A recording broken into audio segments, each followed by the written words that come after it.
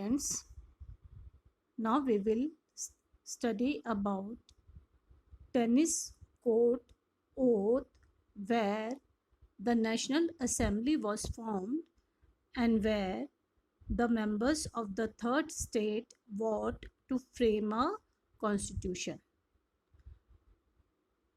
Now this is the picture of the tennis court where the members of the third estate, after walking out from the assembly of the estate general, gathered and they took oath to frame the constitution. The estate general, which was then was renamed as National Assembly. The representative of the third estate viewed themselves as spokesmen for the whole French nation. So they assembled on 20th June in the hall of an indoor tennis court in the grounds of Versailles. Now here this picture shows how they gathered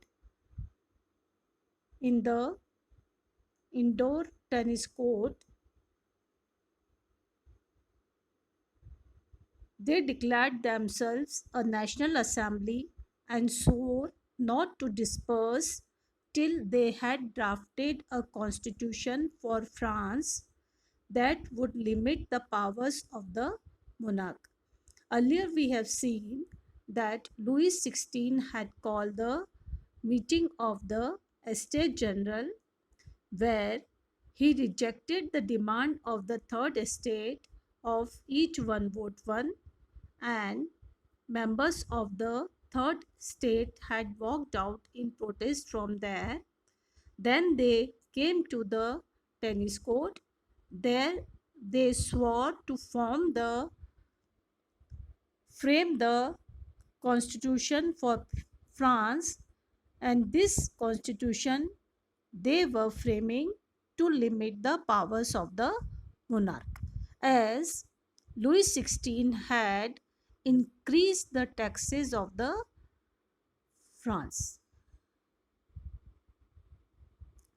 Leaders. Now, if there is any incident, there has to be a leader.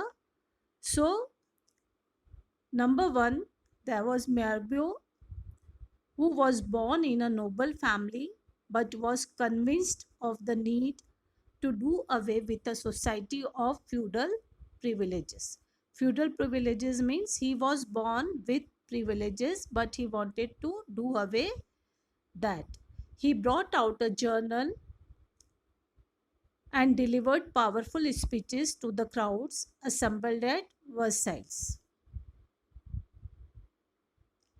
Abbassies, originally a priest, wrote an influential pamphlet called What is Third State?